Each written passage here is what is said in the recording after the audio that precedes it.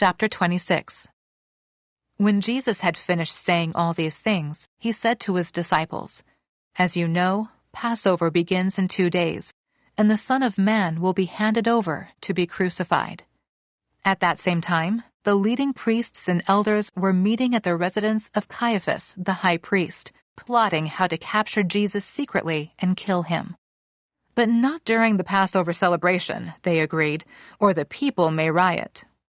Meanwhile, Jesus was in Bethany at the home of Simon, a man who had previously had leprosy. While he was eating, a woman came in with a beautiful alabaster jar of expensive perfume and poured it over his head. The disciples were indignant when they saw this. "What a waste," they said.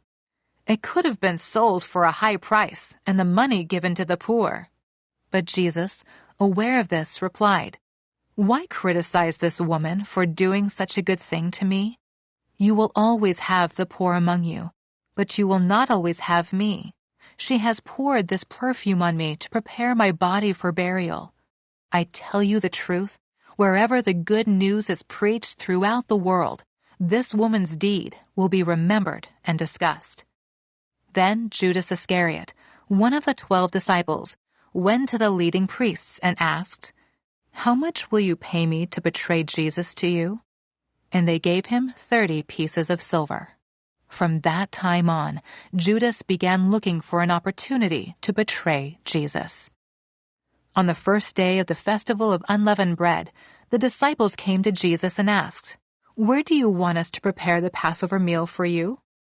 "As you go into the city," he told them, "you will see a certain man. Tell him, 'The teacher says, my time has come, and I will eat the Passover meal with my disciples at your house.'"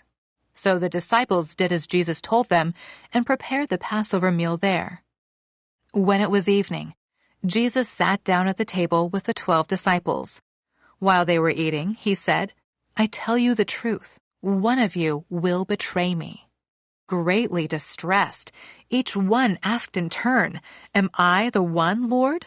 He replied, "One of you who has just eaten from this bowl with me will betray me. For the Son of Man must die, as the Scriptures declared long ago. But how terrible it will be for the one who betrays him. It would be far better for that man if he had never been born." Judas, the one who would betray him, also asked, "Rabbi, am I the one?" And Jesus told him, "You have said it." As they were eating, Jesus took some bread and blessed it. Then he broke it in pieces and gave it to the disciples, saying, "Take this and eat it, for this is my body." And he took a cup of wine and gave thanks to God for it. He gave it to them and said, "Each of you drink from it, for this is my blood, which confirms the covenant between God and his people. It is poured out as a sacrifice to forgive the sins of many. Mark my words, I will not drink wine again until the day I drink it new with you in my Father's kingdom." Then they sang a hymn and went out to the Mount of Olives. On the way, Jesus told them, "Tonight all of you will desert me. For the Scriptures say, God will strike the shepherd, and the sheep of the flock will be scattered. But after I have been raised from the dead, I will go ahead of you to Galilee and meet you there."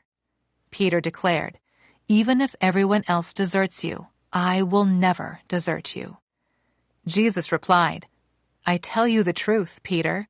This very night, before the rooster crows, you will deny 3 times that you even know me." "No," Peter insisted, "even if I have to die with you, I will never deny you." And all the other disciples vowed the same. Then Jesus went with them to the olive grove called Gethsemane, and he said, "Sit here while I go over there to pray." He took Peter and Zebedee's 2 sons, James and John, and he became anguished and distressed. He told them, "My soul is crushed with grief to the point of death. Stay here and keep watch with me." He went on a little farther and bowed with his face to the ground, praying, "My Father, if it is possible, let this cup of suffering be taken away from me. Yet I want your will to be done, not mine." Then he returned to the disciples and found them asleep, He said to Peter, "Couldn't you watch with me even 1 hour? Keep watch and pray, so that you will not give in to temptation, for the spirit is willing, but the body is weak." Then Jesus left them a second time and prayed, "My Father, if this cup cannot be taken away unless I drink it, your will be done." When he returned to them again, he found them sleeping, for they couldn't keep their eyes open. So he went to pray a third time, saying the same things again. Then he came to the disciples and said, "Go ahead and sleep. Have your rest. But look, the time has come. The Son of Man is betrayed into the hands of sinners. Up, let's be going. Look, my betrayer is here." And even as Jesus said this, Judas, one of the 12 disciples, arrived with a crowd of men armed with swords and clubs. They had been sent by the leading priests and elders of the people. The traitor, Judas, had given them a prearranged signal. "You will know which one to arrest when I greet him with a kiss." So Judas came straight to Jesus. "Greetings, Rabbi," he exclaimed, and gave him the kiss. Jesus said, "My friend, go ahead and do what you have come for." Then the others grabbed Jesus and arrested him.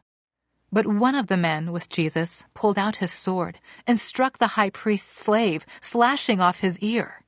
"Put away your sword," Jesus told him. "Those who use the sword will die by the sword. Don't you realize that I could ask my Father for thousands of angels to protect us, and he would send them instantly? But if I did, how would the scriptures be fulfilled that describe what must happen now?" Then Jesus said to the crowd, "Am I some dangerous revolutionary, that you come with swords and clubs to arrest me? Why didn't you arrest me in the temple? I was there teaching every day. But this is all happening to fulfill the words of the prophets as recorded in the scriptures." At that point, all the disciples deserted him and fled. Then the people who had arrested Jesus led him to the home of Caiaphas, the high priest, where the teachers of religious law and the elders had gathered. Meanwhile, Peter followed him at a distance and came to the high priest's courtyard. He went in and sat with the guards and waited to see how it would all end.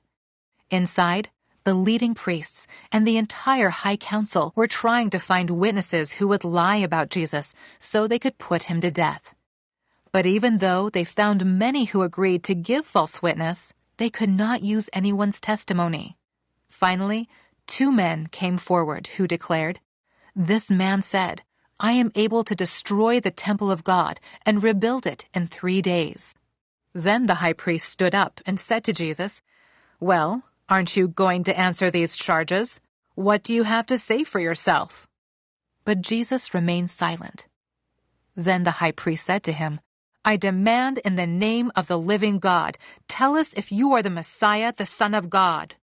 Jesus replied, "You have said it, and in the future you will see the Son of Man seated in the place of power at God's right hand and coming on the clouds of heaven."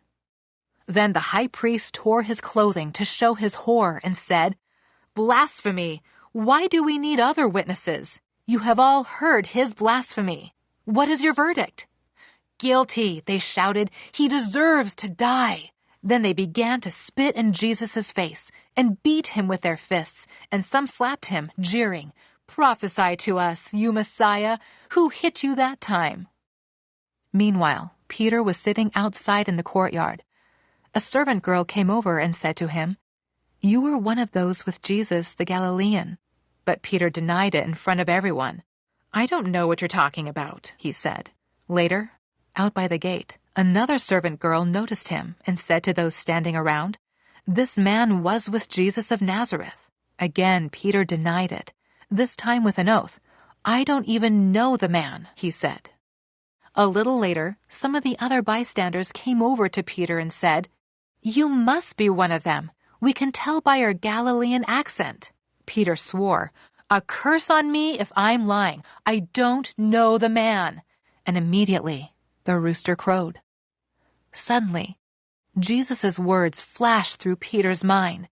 "Before the rooster crows, you will deny 3 times that you even know me." And he went away, weeping bitterly.